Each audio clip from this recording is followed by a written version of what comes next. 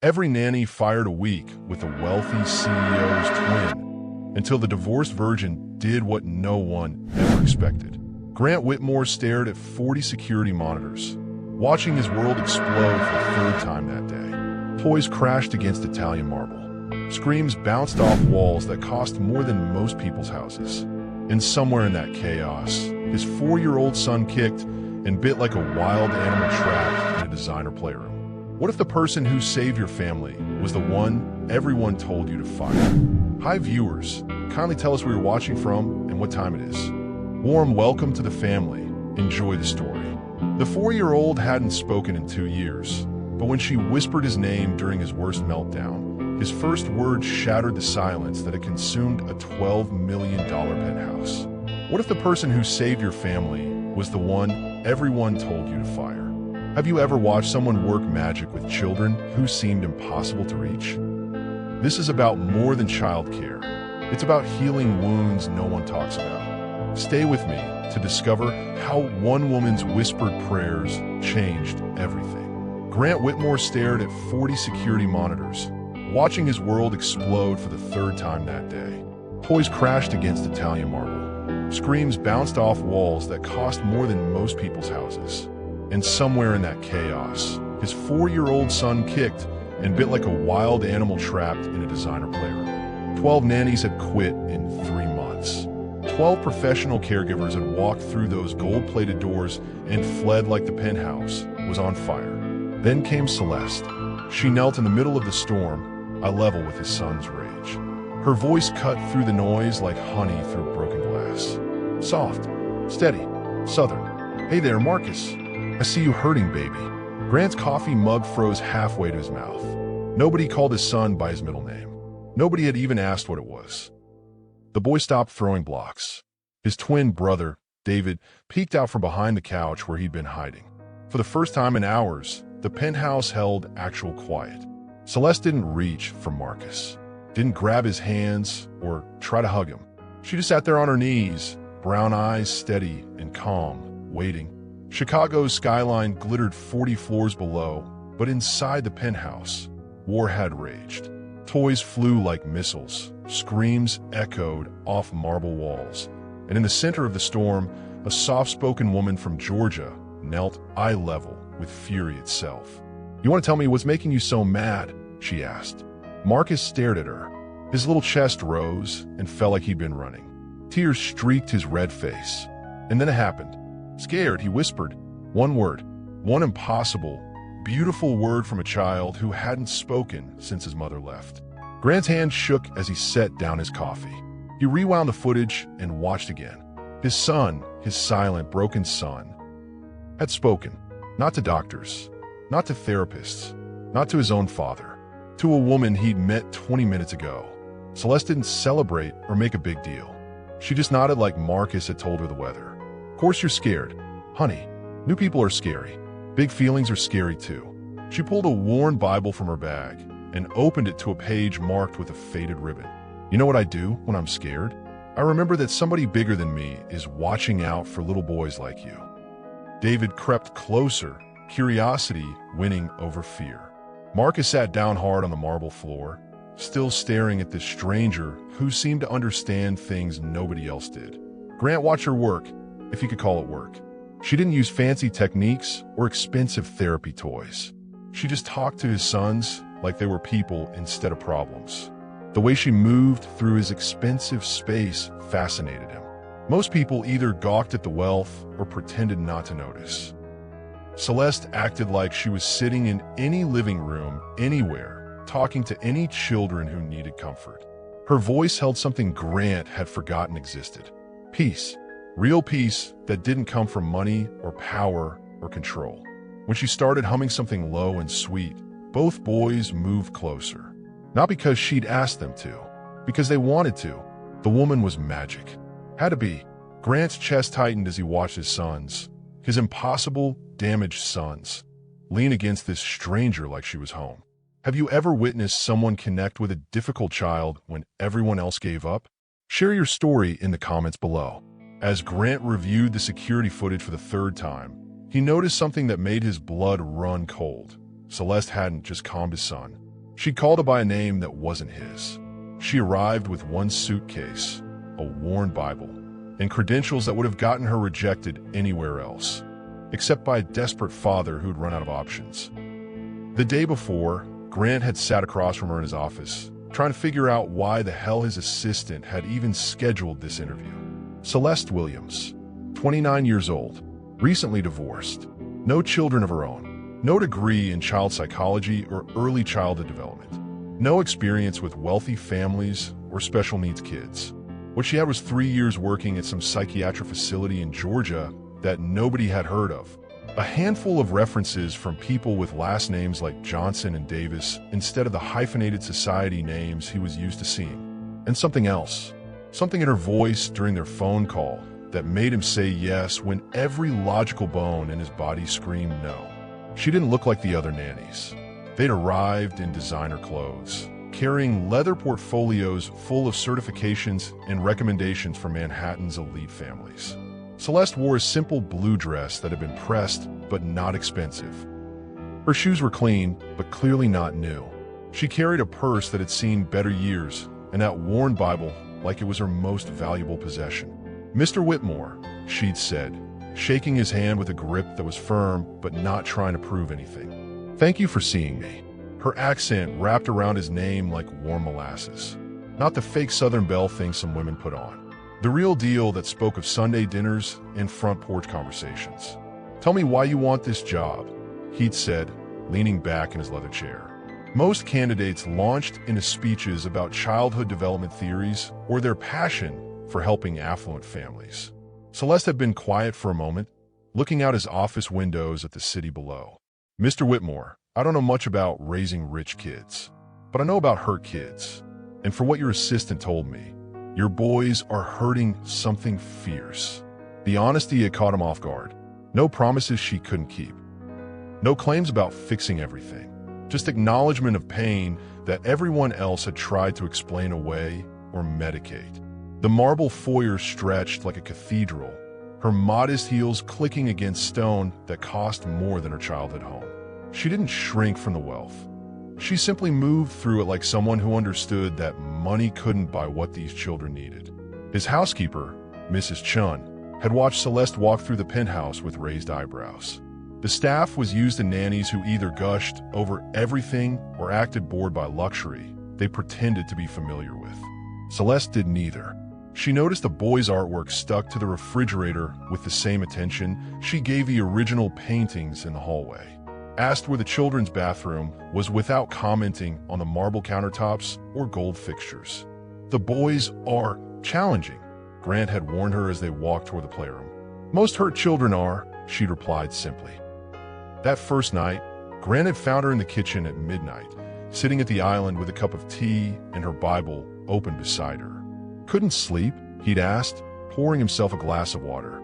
She looked up, and for a moment in the soft, under-cabinet lighting, he'd seen past the professional nanny to the woman underneath. Something about the way the light caught her dark skin and gentle eyes made his breath catch. "New places take getting used to," she'd said. "Boys seem sweet, though. Just need someone to listen." Her voice in the quiet kitchen felt intimate, personal, like they were sharing something more than polite conversation. "Listen to what?" he'd asked, moving closer than necessary to lean against the counter. "Whatever they're trying to say when they can't find words. What's the most intimidating situation you've walked into? How did you find your confidence? Tell me in the comments." The background check arrived the next morning, and Grant stared at one line that changed everything. Previous employment. Whitmore Children's Psychiatric Facility, Savannah, Georgia. His own family name stared back at him from her past. The psychiatric facility that had employed her for 3 years bore his family name. A connection that meant either everything or nothing, depending on what she was hiding. Grant's grandfather had built hospitals and treatment centers across the South Back, when having that kind of money meant you were expected to do something useful with it. The Whitmore Foundation still funded medical facilities, but Grant had never paid attention to the day-to-day operations. Until now. He pulled up the facility's records on his laptop, coffee growing cold as he scrolled through staff listings and patient statistics. There she was, Celeste Williams, child behavioral specialist, 2019 to 2022. 3 years working with kids who've been written off by everyone else. 3 years dealing with trauma and behavioral disorders that most people couldn't even begin to understand. No wonder she'd handled his sons like it was just another Tuesday.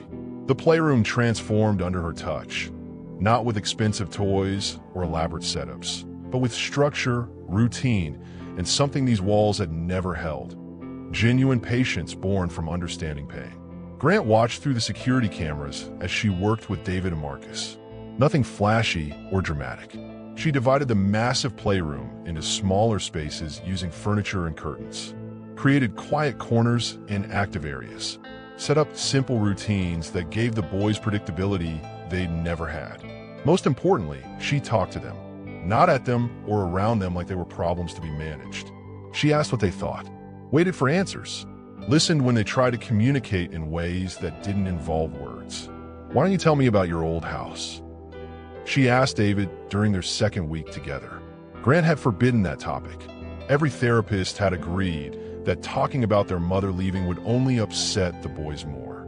But David started talking about his bedroom there, about the tree outside his window, about mornings when mommy used to make pancakes before she got sad all the time.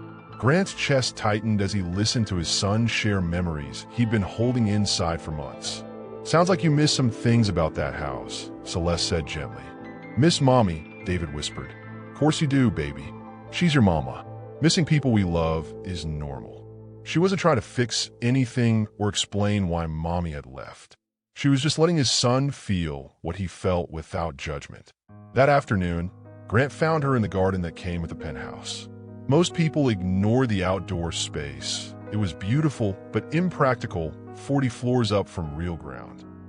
Celeste sat on the stone bench, face turned toward the sun, humming something soft and low.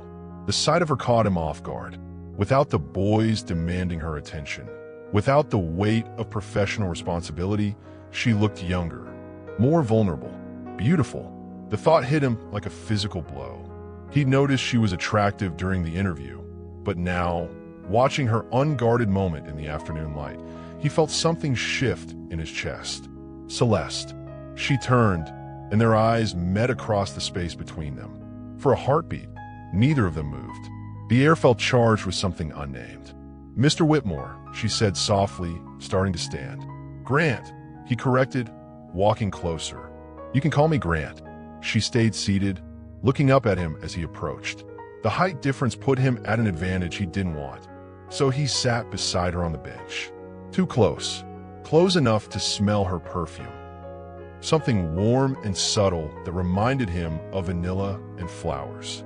"The boys are napping," she said, as if she needed to explain why she was taking a break. "They like you. I like them too." Such simple words, but the way she said them made his pulse quicken. Have you ever discovered someone had exactly the skills you needed, even when their resume didn't show it? Share your experience below. When he confronted her about the facility, Celeste's composure cracked for the first time. "Mr. Whitmore," she whispered, tears threatening. "There are some connections that hurt too much to explain. Please don't make me." She thought no one was watching when she knelt beside his bed and whispered words that would either save them all or to destroy the fragile peace they built. Grant had gotten into the habit of checking the security monitors before bed. Not because he didn't trust Celeste, but because watching her work with his sons had become his favorite part of each day. The boys had been sleeping through the night for 2 weeks now. No tantrums, no midnight meltdowns, no calls from Mrs. Chun about emergency situations. For the first time in months, his penthouse felt like a home instead of a battlefield. But tonight, something was different. Movement in the boys' room caught his attention. Celeste, who should have been asleep in her own quarters, was kneeling between the twin beds. Grant turned up the audio and leaned closer to the screen. Her voice was barely a whisper, but in the quiet of the sleeping house, every word came through clear. "Father God, watch over these babies while they sleep. Put your arms around their dreams and keep the scary thoughts away." She reached out and gently touched David's forehead, smoothing back his dark hair. "This little boy misses his mama something fierce. Help him remember he's loved even when love looks different than he expected." Then she moved to Marcus, her hand resting lightly on his shoulder. And this one carries so much inside his heart. Give him words for his feelings. Help him trust that it's safe to let people care about him. Grant's throat tightened as he watched her pray over his children with the tenderness of a mother. No one had cared enough to. And Lord, she continued, her voice catching slightly, help their daddy see that being scared doesn't make him weak. That love is worth the risk of losing it.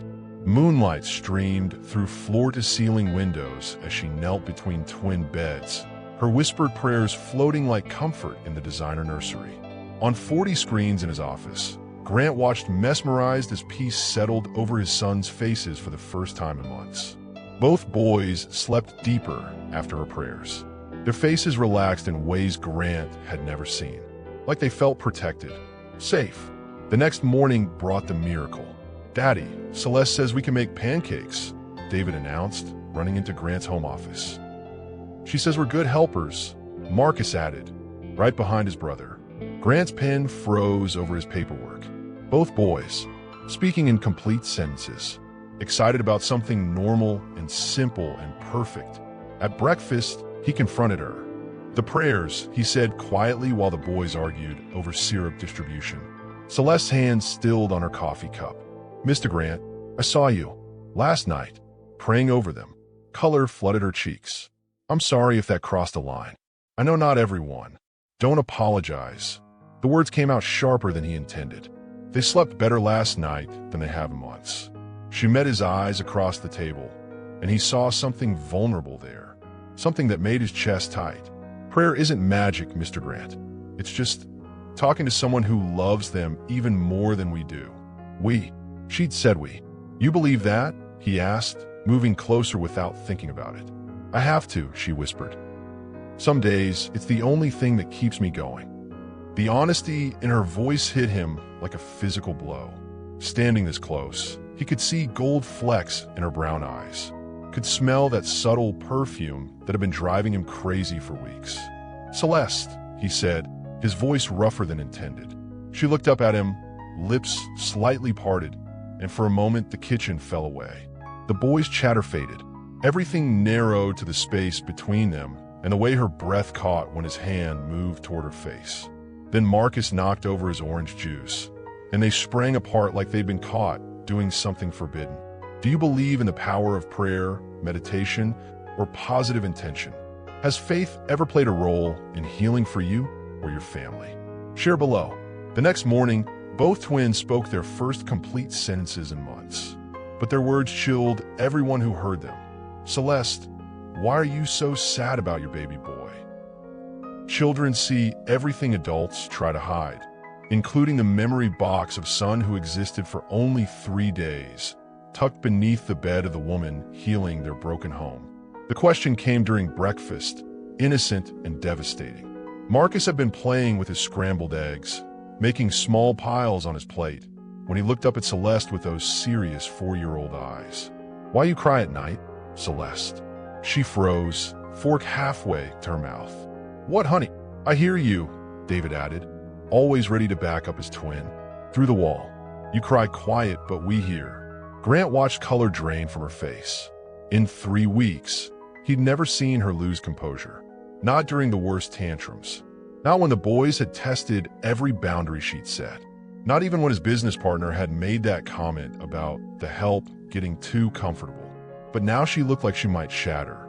"I'm okay, boys," she managed, voice steady despite the way her hands trembled. "Sometimes grown-ups just need to let out big feelings. Like us." Marcus asked, "Exactly like you." That afternoon, while Celeste took the boys to the building's playground, Grant did something he'd never done before. Something that crossed every professional boundary and personal code he'd ever maintained. He went into her room. The space was smaller than his walk-in closet, but somehow felt more like home than anywhere else in the penthouse. Her few belongings were arranged with care. Books stacked neatly on the nightstand. A small photo of an older couple, her parents probably, on the dresser. And under the bed, pushed far back against the wall, a wooden box. Grant hesitated. This was wrong. Invasion of privacy. Grounds for a lawsuit. if she wanted to pursue it. But his sons had asked her about crying, and she looked like she was dying inside, and he needed to understand what kind of pain he'd invited into his home. The small wooden box sat among designer luggage, but inside lay the weight of grief. A hospital bracelet too tiny for words, a blanket that never wrapped the child it was meant for, and a birth certificate that marked both beginning and ending in the same moment. Baby boy Williams, born March 15th, 2021, died March 18th, 2021. 3 days. Her son had lived for 3 days.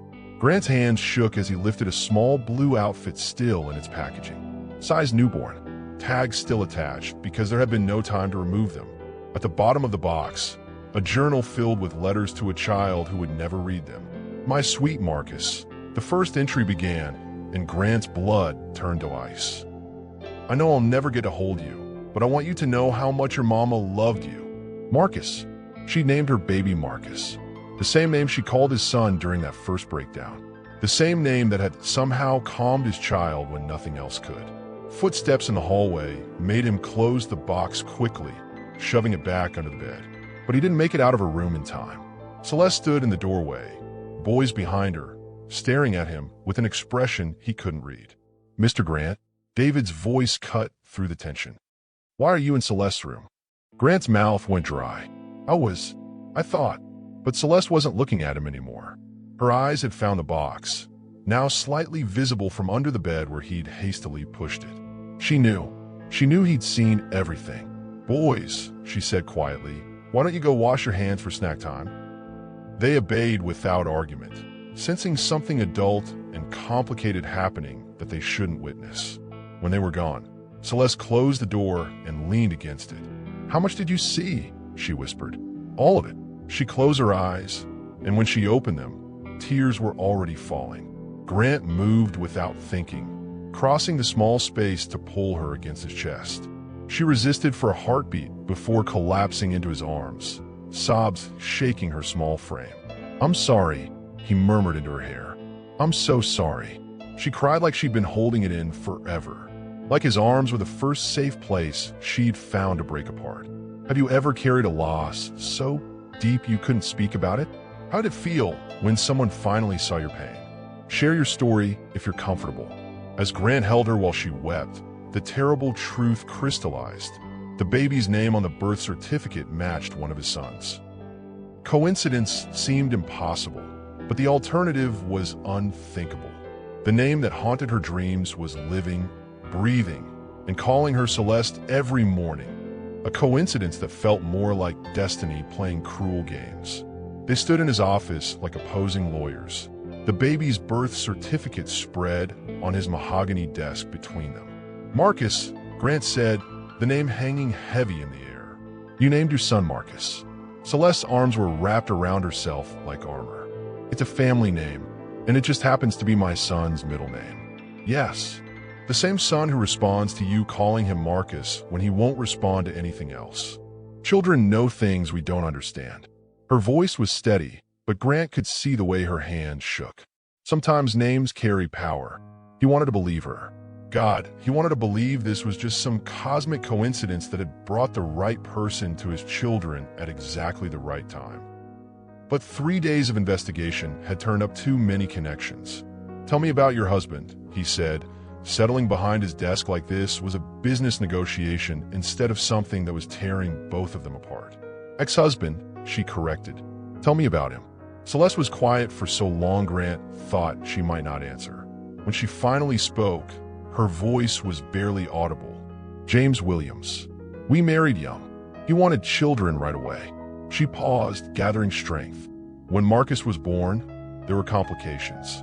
The baby's lungs weren't developed. James said, he said it was God's punishment for my sins. Grant's jaw clenched. What sins? I don't know. He never said exactly. Just that good Christian women didn't lose babies unless they'd done something to deserve it. The pain in her voice made Grant want to hit something, preferably her ex-husband. He left while I was still in the hospital, she continued. Said he couldn't be married to a woman who'd failed the most basic thing women were supposed to do. They faced each other across his mahogany desk like opposing counsel, but the evidence spread between them told stories of grief, not guilt. Baby items that spoke of loss, not manipulation, hope destroyed rather than schemes constructed. After the divorce, I had a breakdown. Spent 6 months in a facility getting help for depression and what they called complicated grief. She met his eyes for the first time since they'd started this conversation. That's where the unfit mother designation comes from. Not because I hurt anyone, because I hurt so much I couldn't function. Grant felt something crack in his chest. The pieces were falling into place, but not the way he'd feared. When he got out, I needed work. The Whitmore facility was hiring. It felt like maybe I could help other people's children since I couldn't say my own. And now you're here. Now I'm here. The silence stretched between them, filled with everything they weren't saying. Grant's suspicion was crumbling under the weight of her honesty, but something else was building in its place. Something that scared him more than deception ever could. He stood and walked around the desk, drawn by the need to be closer to her pain, to comfort it somehow. Celeste. She looked up at him, and the vulnerability in her eyes nearly brought him to his knees. "I'm not trying to replace him," she whispered, tears starting again. "You're Marcus. I would never." I know, but he was standing too close now. Close enough to see the flecks of gold in her dark eyes. Close enough to smell that vanilla and flowers scent that had been driving him crazy for weeks. "Grant," she said, his name on her lips like a prayer. He reached up to wipe away a tear, and she leaned into his touch like she was starving for comfort. The kiss happened slowly, a question in the way he leaned down, an answer in the way she didn't pull away. When coincidences seem too strange to be real, do you believe in fate or assume manipulation? How do you decide who to trust? Tell me below. The private investigator's report arrived that evening with information that changed everything. Celeste hadn't just lost a baby. She'd lost Grant's cousin's baby, making the name connection not coincidence, but family tragedy coming full circle. The family tree had been hiding the truth in plain sight. She wasn't a stranger who happened into their lives, but a woman whose tragedy was woven into their bloodline. Grant stared at the investigator's report until the words blurred together. James Williams, married to Celeste Johnson, 2020. Divorced 2021 following death of infant son. James Williams, nephew of Patricia Whitmore, cousin to Grant Whitmore. The family photos lined his office walls like witnesses to secrets kept too long. Faces that had turned away from a young woman's grief, now staring down at the man who could choose differently. He remembered now, vaguely, his cousin Patricia mentioning her son's marriage falling apart. Something about losing a baby. Grant had been dealing with his own divorce at the time, his wife threatening to take the boys if he didn't give her everything she wanted. He'd sent flowers and a check and forgotten about it because his own world was imploding. But Celeste remembered. Celeste had lived it. She was in the boys' room when he found her, reading them a story before bed. Both children curled against her sides like they'd been doing it their whole lives. "Boys," Grant said from the doorway. "Can you give me a minute to talk to Celeste?" They groaned but obeyed, kissing her goodnight before trudging to their bathroom to brush teeth. When they were alone, Grant closed the door and leaned against it. "James Williams is my cousin Patricia's son." Celeste's face went very still. "I know. You knew when you took this job. I knew." She closed the storybook and set it aside, hands folding carefully in her lap. "I also knew you probably wouldn't remember me from the funeral. You were there, in the back. James didn't want me sitting with family. Said I was too emotional and might cause a scene." Grant tried to remember, but that whole period was a blur of lawyers and custody fights and his own marriage dissolving in spectacular fashion. "Why didn't you tell me?" Celeste was quiet for a long moment, staring at her hands. "Because I was afraid you'd think I was some kind of, I don't know, gold digger. Crazy woman trying to work her way into your family. Are you?" She looked up then, and he saw the truth in her eyes before she spoke. "No, I took this job because I needed work and because taking care of children helps me remember that babies aren't always, that sometimes they get to grow up." Her voice caught. "I stayed because your boys needed me, and because being here feels like maybe my Marcus is watching over these children who share his name." Grant crossed the room and sat on David's bed facing her. My family failed you. Your family didn't know me. That's not an excuse. He reached for her hands, covering them with his own. When you lost your baby, when your husband left, when you needed support, we should have been there. You had your own problems. That's not an excuse either. They sat in the quiet of his son's bedroom, surrounded by the evidence of healing she'd brought to his broken family. Nightlights cast soft shadows on walls that had once echoed with screams, but now held peace. I'm sorry, Grant said, the words feeling inadequate but necessary. I'm sorry we let you down when you needed us most. I'm sorry your husband was a bastard who blamed you for something that wasn't your fault. I'm sorry you've been carrying this pain alone. Tears slipped down her cheeks, but she didn't pull her hand away. You don't have to apologize for other people's choices. Maybe not, but I can apologize for my own. He lifted one hand to cup her face, thumb brushing away tears. And I can choose differently now. The kiss was gentler this time, less desperate, more certain. She kissed him back like she'd been waiting for permission to want something for herself.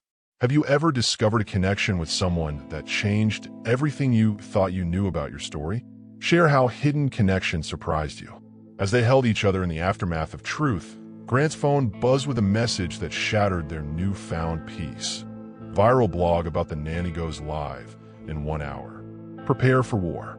Baby whisper or homewrecker. The headline that turned a healing sanctuary into a media battlefield, where truth became collateral damage in the war for clicks. Grant's phone lit up like Times Square at midnight. Calls from board members, texts from his publicist, emails from reporters who'd somehow gotten his private address. The blog post was everywhere within minutes. Billionaire CEO Grant Whitmore's new nanny isn't just caring for his troubled twins. Sources say she's warming his bed too. But who is Celeste Williams really? Our investigation reveals a disturbing pattern of a woman who targets wealthy men in crisis. Grant's stomach turned as he read the lies mixed with enough truth to be devastating.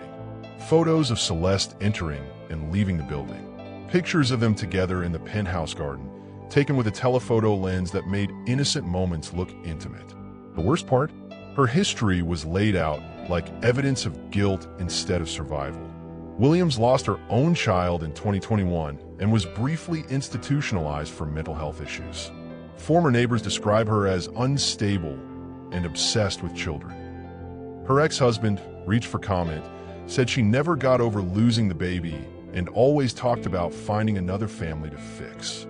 Camera lenses glinted like predatory eyes from the street below, transforming their sanctuary into a fishbowl where every gesture would be analyzed.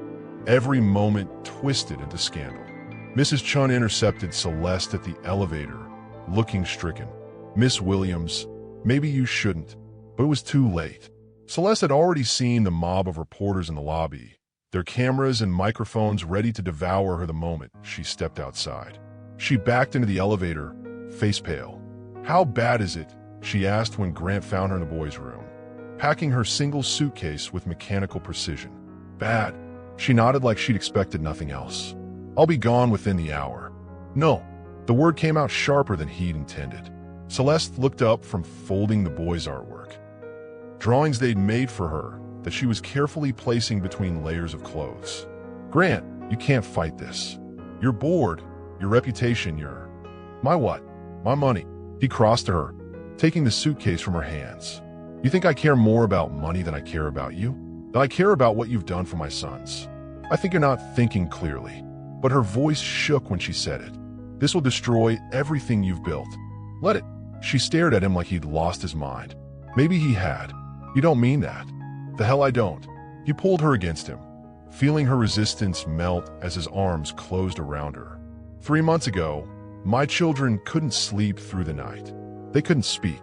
They couldn't trust anyone enough to let them close. He tilted her chin up, forcing her to meet his eyes. You gave them their voices back. You gave them peace. You gave them love. His thumb traced her bottom lip. You gave me something I thought I'd lost forever. What? Hope. When he kissed her this time, it wasn't gentle. It was claiming, desperate, a declaration that he was choosing her over everything else. She kissed him back with the same desperate intensity, hands fisting in his shirt like she was afraid he might disappear. The reporters she started when they broke apart can go to hell. You're bored. Can find a new CEO. Grant. She pressed her forehead against his. You're talking crazy. I'm talking like a man who's found something worth fighting for. Have you ever been judged or misunderstood for your relationship? How did you handle it? Share your story in the comments. When the custody lawyer arrived with papers Grant's ex-wife had filed, claiming an unfit environment for the children, they realized their fight was just beginning, and the stakes were higher than reputation or money. Standing between the woman who saved his children and the board that controlled his empire, Grant faced the moment that would define not just his future, but his soul. The boardroom stretched like a courtroom where verdicts were delivered in stock prices and reputation. But Grant stood at its head not as a CEO protecting assets, but as a man protecting the people who made his life worth living. Gentlemen, Grant's voice cut through the tension. I called this emergency meeting to address the elephant in the room. Yes, I'm in love with my son's nanny. Yes, she has a complicated past. And no, I won't be firing her. Board member Harrison slammed his folder shut. Grant, the stock dropped 12% overnight. Our investors are nervous. This woman, Grant interrupted, took 2 children who hadn't spoken in months and gave them their voices back. She took a house full of chaos and filled it with laughter. She took a man who'd forgotten how to feel and reminded him what it means to be alive. The room fell silent. Outside, camera crews waited like vultures, but Grant no longer cared about the feeding frenzy. Sir, another board member spoke carefully. We understand your attachment. But the optics. Grant's laugh held no humor. Let me tell you about optics. My sons smile now. They sleep through the night. They ask questions and tell jokes and dream about tomorrow. That's what matters. He pulled up the security footage on the main screen. This is what you want me to fire. The room watched Celeste reading to the twins, their faces peaceful, content. This is what you think threatens our company. Harrison shifted uncomfortably. The blog painted her as unstable. A cult member. The public doesn't know her. Grant's voice dropped dangerously low.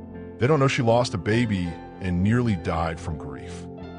They don't know she rebuilt herself from nothing. They don't know she's the strongest person I've ever met. The tension in the room crackled like electricity. These men had known Grant for years, but they'd never seen him like this. What exactly are you saying? Harrison demanded. Grant straightened his tie, decision made. I'm saying Celeste stays, not just as the nanny, but as my partner, in business and in life. The room erupted. Voices overlapped, protests flew, but Grant raised his hand for silence. If you can't accept that, then maybe it's time for new leadership, both in this company and on this board. The threat hung heavy in the air. Grant owned enough shares to make good on it, and everyone knew it. Later that evening, as media trucks circled the building like sharks, Grant found Celeste in the twins' room. She was packing their favorite books, preparing for the storm she was sure would come. Going somewhere, he asked from the doorway. She looked up, eyes red from crying. I won't let them destroy you because of me. Grant crossed the room in 3 steps, pulling her into his arms. Too late for that. I already chose. Grant, you don't understand. I understand everything. His hands cupped her face, thumbs wiping away fresh tears. I understand that I love you. I understand that my sons need you. I understand that nothing else matters. The kiss that followed was desperate, hungry, filled with the fear of almost losing each other. When they broke apart, both were breathing hard. The board, she whispered, can go to hell. His forehead pressed against hers. I'd rather lose everything and have you than keep everything and lose what matters. From the next room came the sound of small feet running. The twins burst in, having escaped their babysitter's attention. Celeste, they threw themselves at her legs. Are you leaving? She knelt down, gathering them close. Not if your daddy doesn't want me to. 2 little faces turned to Grant with identical expressions of hope. Never, he said firmly. Celeste is family now, forever and always. The stock price plummeted. The board threatened a vote of no confidence, But none of that mattered when they discovered what the twins meant about finding their brother, and the shocking truth about why Celeste had really come into their lives. Have you ever risked everything for love? What's the most important thing you've ever fought to protect? Tell me in the comments what you would choose if forced to pick between security and your heart. Sometimes what we call coincidence is really the universe arranging meetings between people who need to heal each other, even when the appointment was made before they were born. The penthouse felt different now. Not like a glass tower separating them from the world, but like a lighthouse beacon calling lost souls home to the place where love made more sense than logic. Grant pulled up the original Nanny posting he'd placed 3 months ago. Simple, desperate words. Seeking caregiver for twin boys with special needs. High pay. Difficult situation. References required. Celeste, he said quietly, how did you even find this job? She was folding laundry, the domestic scene so normal it felt revolutionary after everything they'd been through. I didn't find it. It found me. The words sent chills down his spine. What do you mean? Celeste sat down across from him, hands clasped tight. I wasn't looking for nanny work. I was cleaning offices downtown when I saw your ad printed out on someone's desk. The person had circled it and written not qualified across the top. Grant leaned forward. But you applied anyway. I couldn't stop thinking about it. 2 little boys who needed help, and everyone walking away. Her voice grew soft. It reminded me of another little boy who needed help once. The truth hit Grant like a physical blow. Your son, Marcus. She said the name like a prayer. He lived 3 days. Born too early, too small. The doctor said there was nothing they could do, but I stayed with him every minute. Talked to him, sang to him, prayed over him. Grant's throat tightened, the same way you do with my boys. When I saw your ad, I heard this voice in my head. Not crazy, not voices like that. Just knowing. Like when you meet someone and instantly feel you've known them forever. She stood, walking to the window where city lights twinkled below. I knew those boys needed what I had to give, and maybe I needed them too. The psychiatric evaluation, Grant said carefully. After Marcus died, grief counseling turned into something darker. I wouldn't eat, wouldn't speak. They said I was unfit, dangerous to myself. Your cousin's family agreed. Her shoulders tensed. They made it sound like loving too much was a mental illness. Grant joined her at the window, his arms sliding around her waist from behind. It's not. It's a gift. The twins chose that moment to run in, breathless from playing hide and seek with their babysitter. Daddy, Celeste, we found something. They held up an old photo album, dusty from the storage closet. Grant's blood ran cold. The album contained photos from family gatherings, including pictures of his cousin David and his pregnant girlfriend from 4 years ago. Look, one twin pointed excitedly. It's Celeste when she was pregnant. There, in a photo Grant had forgotten existed, stood a younger Celeste at a family barbecue, hand resting on her swollen belly, David's arm around her shoulders. She was having our brother, the other twin announced with 4-year-old logic. That's why she knows how to take care of us. The room went deadly quiet. Grant stared at the photo, pieces clicking into place. The family barbecue. David's mysterious girlfriend who disappeared after the baby died. The pregnant woman his family had whispered about but never discussed. You were there, he whispered. At our house. You met my parents. Celeste's face crumpled. They treated me like an outsider. Like I wasn't good enough for their son. When Marcus died, they said it was God's judgment on an inappropriate relationship. Jesus Christ. Grant's voice was raw. My family destroyed you. No. She turned in his arms, eyes fierce. They tried to, but Marcus taught me that love doesn't die just because the person does. It lives on, looking for new places to grow. The twins hugged her legs, not understanding the adult conversation, but sensing her sadness. Is that why you came? Grant asked. For revenge. I came because 2 little boys needed their voices back, just like Marcus needed mine for 3 days. She kissed the tops of the twins' heads. I came because healing is stronger than hurt. When the custody lawyer arrived with papers Grant's ex-wife had filed, claiming an unfit environment for the children, they realized their fight was just beginning, and the stakes were higher than reputation or money. Do you believe some meetings are meant to happen? Share in the comments about a time when someone appeared in your life exactly when you needed them most. She came back for the children she'd abandoned, armed with lawyers and headlines, not knowing that the woman she wanted gone had already become their salvation. The courtroom hummed with tension as two versions of family faced off. One built on obligation and appearances, the other forged in daily acts of love, patience, and whispered prayers that had worked miracles. Victoria Whitmore sat perfectly poised at the plaintiff's table, her designer suit and professional makeup hiding the cold calculation in her eyes. She'd left her sons when their diagnosis proved inconvenient for her social climbing. Now she wanted them back because losing them to the nanny made her look bad. "Your Honor," her lawyer began smoothly, "my client is concerned about the unstable environment her children are exposed to. The defendant's relationship with an unqualified caregiver who has a documented history of mental instability." Objection! Grant's lawyer shot to his feet. Ms. Patterson's medical records are sealed and irrelevant to her current fitness as a caregiver. The judge, a stern woman in her 60s, studied the case files. "I'll allow testimony about current living conditions, but historical medical information is off limits unless directly relevant to child welfare." Victoria's perfectly glossed lips tightened. Her whole strategy relied on painting Celeste as unstable. "Mrs. Whitmore," the judge continued, "you filed for divorce and relinquished physical custody voluntarily. What has changed?" Victoria dabbed her eyes with a tissue that magically appeared. "I was overwhelmed, Your Honor. Postpartum depression, the stress of the diagnosis. I needed time to heal so I could be the mother my boys deserved." Grant's jaw clenched. Victoria had never mentioned postpartum depression during their marriage.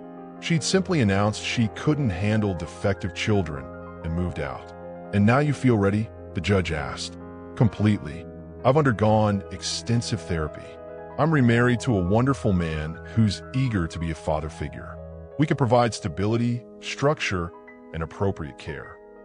The words sounded rehearsed, empty, but they sounded good to people who didn't know better. Grant's lawyer stood for cross-examination. "Mrs. Whitmore, when did you last spend time with your sons?" Victoria shifted uncomfortably. "I've been giving them space to adjust. The question is when, not why. 6 months ago, but I've been monitoring their progress. Through private investigators, not personal involvement. Is that correct?" The courtroom stirred. Victoria's face flushed. "I wanted to ensure they were receiving proper care that you weren't providing when you lived with them." Objection. Sustained. "Move on, counselor." But the damage was done. The jury saw through the performance. When it was Celeste's turn to testify, she walked to the stand with quiet dignity. "No designer clothes, no theatrical tears. Just truth." "Ms. Patterson," Grant's lawyer began gently, "tell us about your first day with the twins." Celeste's voice was steady, warm. "They were hurting, scared. They'd been through 12 caregivers in 3 months. They didn't trust adults anymore. How did you handle that?" "Patience. Consistency. I showed up every day, spoke softly, kept my promises. I learned their triggers, their fears, their little joys." What was the breakthrough moment? A smile crossed Celeste's face. When James whispered, "Thank you," after I helped him with a puzzle. First words he'd spoken in months. Michael heard his brother and tried to copy him. Pretty soon they were both talking. And now they're regular 4-year-olds. They ask questions, tell jokes, sing songs. They sleep through the night, eat their vegetables most of the time, and give the best hugs in the world. Victoria's lawyer stood for cross-examination, circling like prey. "Ms. Patterson, you were hospitalized for mental instability, weren't you?" "I was treated for grief counseling after losing my son, and declared unfit as a mother." Celeste lifted her chin. "By people who thought loving deeply was a weakness. I learned it's actually strength. Yet you formed an inappropriate relationship with your employer. I fell in love with a man who saw my heart, not my paycheck, who valued what I could give his children, not what I could take from his bank account." The courtroom fell silent. Truth had a way of cutting through lies. If you had to prove your love for children in court, what evidence would you present? Tell me in the comments what makes someone a real parent. When the 4-year-old took the witness stand and spoke his truth about the woman who taught him words, the courtroom held its breath, and so did the future. The small voice carried more weight than corporate testimony or expert opinions. Truth spoken by a child who'd found his words through love had power that couldn't be argued with or explained away. James, the judge spoke gently, having agreed to hear from the children in chambers. Can you tell me about Celeste? The little boy sat in the special chair, legs swinging, looking impossibly small but surprisingly brave. His twin brother waited outside with Grant, taking turns being interviewed. Celeste makes the scared go away, James said with 4-year-old directness. What do you mean by that? Before Celeste, everything was loud inside my head. Scary thoughts that made me hit things and scream. She taught me how to make them quiet. The court reporter's fingers flew over the keys, capturing words that would determine a family's fate. What did she teach you that? She sings to us, and she prays. Not scary prayers like at church, but nice ones that sound like hugs. James tilted his head thoughtfully. And she doesn't get mad when we're bad. She just helps us be better. The judge leaned forward. What about your mother? Do you remember her? James nodded solemnly. She used to cry a lot and yell at Daddy. She didn't like it when Michael and me were loud. She said we gave her headaches. And now she wants to come back, but I don't think she likes us more. I think she just doesn't want other people to have us. The honesty hit like a sledgehammer. Children see things adults try to hide behind pretty words and legal arguments. James, if you could choose where to live, what would you pick? With Daddy and Celeste. And Michael. We're family now. Real families don't give up on each other. When Michael took his turn, his testimony was equally devastating to Victoria's case. Michael, the judge asked, what's different about your life now? We have pancakes on Sundays. Celeste lets us help make them, even when we spill stuff. And she reads us stories before bed, even when we ask for the same one every night. What stories do you like best? The ones about families that choose each other. Celeste says blood makes you related, but love makes you family. The wisdom of children, filtered through a woman who understood that belonging was earned through daily acts of love, not demanded through biological connection. Do you want to live with your birth mother? Michael's face scrunched in concentration. She's pretty and smells nice, but she doesn't know how to play with us. She just watches and takes pictures for her phone. Celeste plays for real. What does playing for real mean? She gets dirty with us. She doesn't care if her clothes get messed up or if we're loud. She laughs when we're funny and doesn't pretend we're not there when her friends call. Later, back in the main courtroom, Dr. Sarah Chun took the stand as an expert witness. She'd been evaluating the family dynamics for weeks. Doctor, Grant's lawyer began, in your professional opinion, what's best for these children? Stability, consistency, and genuine emotional connection. The children have thrived under Ms. Patterson's care in ways I've rarely seen. Their behavioral issues have virtually disappeared. Their language development has accelerated. Most importantly, they feel secure and loved. And Mrs. Whitmore's proposal to resume custody? Dr. Chen chose her words carefully. Change is traumatic for children with their history. Removing them from a stable, loving environment to satisfy adult needs rather than child welfare would be, in my opinion, harmful. Victoria's face went white. Her lawyer tried damage control, but the testimony was clear. When the judge called for recess to deliberate, Grant pulled Celeste close in the hallway. Whatever happens, he whispered, we fight together. But they both knew the children had spoken their truth. Now, it was up to the judge to listen. The judge's decision would come down to one question. Could a woman who'd lost her own child really be trusted with someone else's? The answer would change all their lives forever. When have you seen children's honesty cut through adult lies? Share in the comments about times kids revealed truth adults try to hide. With custody secured and their relationship legally protected, Grant pulled out a ring that sparkled with more than diamonds. It gleamed with the promise of forever if she was brave enough to say yes. The ring wasn't just a question about marriage. It was an invitation to build the family they'd all been searching for, one prayer and one promise at a time. He knelt not in a fancy restaurant or exotic location, but in the twins' bedroom, where she'd whispered her first prayers over them, where miracles had begun with simple faith and boundless love. Celeste, Grant's voice was steady despite his racing heart. 3 months ago, I was a broken man with broken children in a broken home.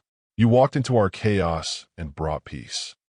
Not with expensive therapy or complicated theories, but with something I'd forgotten existed. The twins sat cross-legged on their beds, eyes wide with excitement. They'd helped pick out the ring, insisting it had to be sparkly enough for Princess Celeste. "What's that?" she whispered, tears already starting.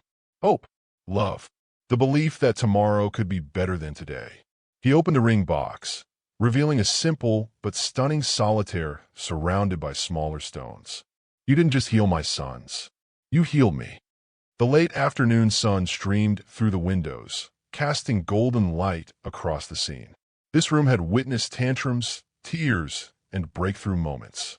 Now it would witness a promise. "I know I'm not the easiest man to love. I'm demanding, controlling, sometimes cold. But you see something in me worth saving, the same way you saw it in James and Michael." Celeste's hands covered her mouth, overwhelmed by the moment. "Marry me, Celeste. Not because I need a mother for my children, but because I need you. Because they need you. Because we're better together than any of us ever were apart." The twins could no longer contain themselves. "Say yes. Say yes," they chanted, bouncing on their beds. Through her tears, Celeste laughed. "You three rehearsed this, didn't you?" "Maybe," Grant grinned. "We're a package deal. Is that okay?" Instead of answering with words, she held out her left hand. Grant's fingers trembled slightly as he slipped the ring on her finger, the perfect fit feeling like destiny. "Yes," she whispered. "Yes to all of it. Yes to you. Yes to them. Yes to whatever comes next." The twins erupted in cheers, launching themselves off their beds to group hug their newly engaged parents. In that moment, the penthouse felt like the home it had always been meant to be. "Can we plan the wedding?" James asked excitedly. "Can we wear matching suits?" Michael added. "Can we throw flowers?" They asked in unison. Grant and Celeste looked at each other over the boys' heads, sharing a moment of perfect understanding. Their love story had never been just about them. It had always been about building something bigger than the sum of its parts. "We'll plan it together," Celeste promised. "All of us." Later that night, after the twins were asleep and the excitement had settled into contentment, Grant and Celeste sat on their bedroom balcony overlooking the city. "Are you sure about this?" she asked, turning the ring on her finger. The media attention, the scrutiny, the pressure of being a CEO's wife. Grant pulled her closer, breathing in the scent of her hair. "I've never been more sure of anything. The question is, are you ready for Chicago society to embrace the nanny who stole the billionaire's heart?" "I didn't steal anything," she said firmly. "You gave it freely, after you saved it from becoming stone." Their kiss was soft, unhurried, full of gratitude for the journey that brought them here. When they broke apart, Celeste rested her head on his shoulder. "I used to think God was punishing me," she admitted. "Taking Marcus, putting me through hell with your family, the hospitalization. Now I wonder if he was just preparing me." "For what?" "For this. For them. For you. Maybe Marcus was always meant to send me to his cousins. Maybe losing him was the only way I could learn to love children who weren't mine like they were." As they planned their wedding, a phone call arrived that would add one more miracle to their story, one that would complete the circle of healing they'd begun. What would your dream proposal include? Not just the setting, but the meaning behind it? Share in the comments what would make your heart say yes forever. The adoption papers made it official, but the love had been real from the first whispered prayer. 3 broken hearts becoming one whole family. The adoption ceremony felt more sacred than any corporate boardroom decision. 3 signatures that transformed not just legal status, but the very definition of belonging, of home, of family chosen by love rather than accident of birth. Judge Williams smiled as she handed Celeste the final documents. "Congratulations, Mrs. Patterson. You are now the legal mother of James and Michael Whitmore." The twins, dressed in their best suits, beamed from the front row. They'd insisted on wearing matching ties for their adoption day, treating it like the most important event of their young lives. Does this mean Celeste can never leave us now? James asked loudly, causing chuckles throughout the courtroom. That's exactly what it means, the judge confirmed. She's your mommy forever now. Just like Daddy is your daddy forever. Grant watched his sons, their sons, process this information with the seriousness only 4-year-olds could manage. They'd been through too many people walking away.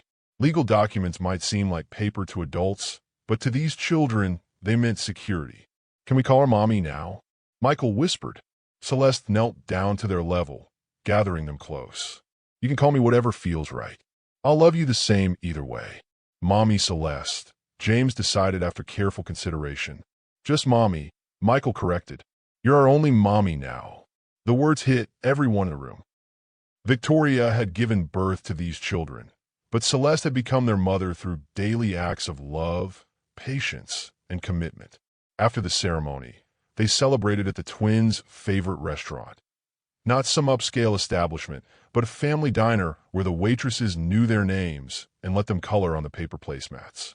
Speech, speech, the boys chanted, banging their spoons on the table. Grant stood, raising his coffee cup in a mock toast. To Mommy Celeste, who taught us that families aren't born, they're built. One bedtime story, one scraped knee, one prayer at a time. The other diners looked over curiously at the celebration, seeing what appeared to be a typical family dinner. They had no idea they were witnessing the completion of a miracle that had started with desperate job posting and 2 children who'd forgotten how to trust. That evening, as they tucked the twins into bed, Michael asked the question that had been building all day. Mommy, are you going to have a baby with Daddy? Celeste nearly choked on her response. Why do you ask that? Jessica at preschool says when people get married, they have babies. Are we getting a sister? Grant raised an eyebrow, clearly enjoying watching Celeste navigate this particular minefield. Well, she said carefully, sometimes married people have more children. Sometimes they don't. Either way, you 2 will always be my first babies, okay? But we're not babies anymore, James protested. We're big boys now. You'll always be my babies, Celeste insisted, kissing his forehead. Even when you're taller than Daddy. That's impossible, Michael giggled. Daddy's giant.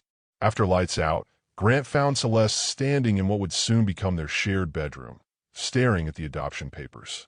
Regrets? He asked, wrapping his arms around her from behind. Never. I just keep thinking about Marcus. How he would have loved having big brothers. Grant's hands tightened around her waist. Maybe he sent you to them. Maybe this was always the plan. Maybe. She leaned back against his chest. I used to be angry that he didn't get to grow up. Now I think maybe his job was different. Maybe he was meant to teach me how to love completely, without reservation, so I'd be ready when James and Michael needed that. The wedding was planned for spring, a small ceremony in the penthouse garden with the twins as ring bearers. Simple, intimate, focused on family rather than spectacle. But first, there was one more surprise waiting. The next morning, Celeste woke up nauseated for the 3rd day in a row. Grant found her in the bathroom, looking pale but oddly hopeful. You don't think? She started. There's only one way to find out, he said, already reaching for his keys.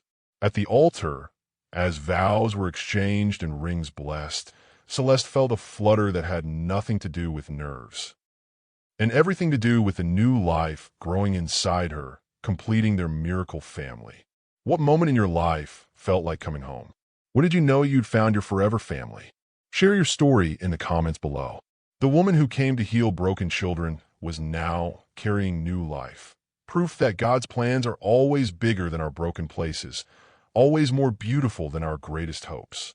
The nursery glowed with soft light and infinite possibility. Not the sterile perfection of wealth, but the warm abundance of love multiplied, where lullabies would be sung not in fear, but in joy, where prayers would celebrate rather than plead. Grant stood in the doorway, watching Celeste arrange tiny clothes in the dresser. 6 months pregnant and glowing, she'd never looked more beautiful.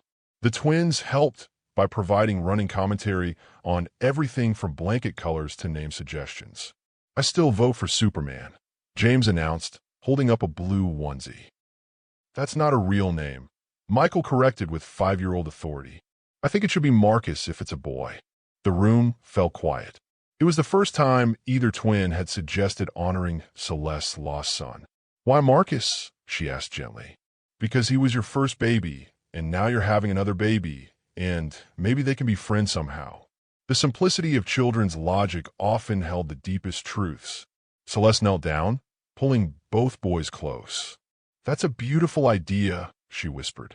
I think Marcus would love having you as big brothers too. Grant joined the family huddle, his hands resting protectively on Celeste's growing belly. Marcus James, if it's a boy then. What if it's a girl? Princess Sparkles, both twins shouted in unison. We'll workshop that one, Celeste laughed. The pregnancy had been a surprise, but a welcome one. After losing Marcus, Celeste had been told more children might be difficult. This baby felt like a gift, a completion of their unconventional family story. Dr. Peterson smiled as she moved the ultrasound wand across Celeste's belly. Everything looks perfect. Strong heartbeat, good growth. Any final thoughts on names? We're between a few options, Grant said diplomatically, not mentioning that the twin suggestions range from superhero names to characters from their favorite cartoons. Well, you have time to decide. Baby girl should be here right around Easter. The room exploded in excited whispers. A girl. Their daughter. I was right. Michael crowed. It's Princess Sparkles. Her name is not going to be Princess Sparkles, Celeste said firmly, though she was smiling. What about Hope? James suggested, suddenly serious. Because she's our Hope baby. Grant and Celeste exchanged a look over the boys' heads. Sometimes wisdom came from the most unexpected places. Hope Marcus Whitmore, Celeste said softly. I like it. The months that followed passed in a blur of preparation, anticipation, and the ordinary magic of family life. The twins started kindergarten, where they proudly told anyone who would listen about their baby sister coming soon. Grant's company stock had not only recovered, but reached new heights as his story of choosing family over profit resonated with investors and customers alike. The night Hope decided to make her entrance, Chicago was blanketed in spring snow, the city looking like a Christmas card outside the hospital windows. She's perfect, the doctor announced, placing the squirming, crying bundle on Celeste's chest. Grant had attended hundreds of business meetings, negotiated million-dollar deals, faced down hostile boards, but nothing had prepared him for the moment he first saw his daughter. Tiny fists waving, eyes squeezed shut against the bright world, she was the most beautiful thing he'd ever seen. The twins, who had been pacing the waiting room like expectant fathers, were finally allowed in to meet their sister.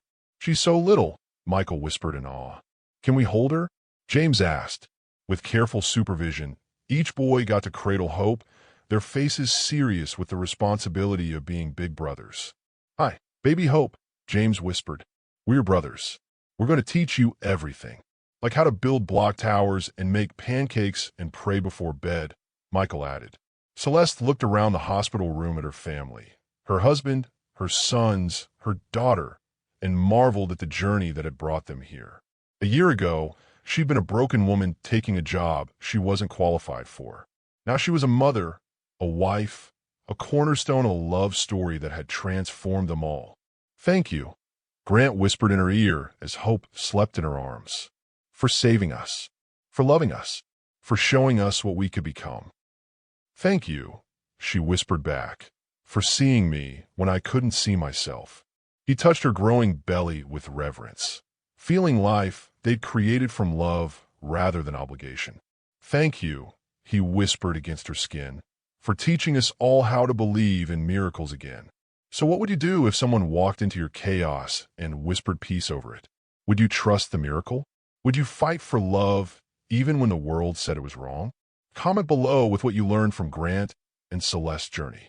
If this story reminded you that broken doesn't mean worthless, that healing comes through love, not judgment, hit that like button.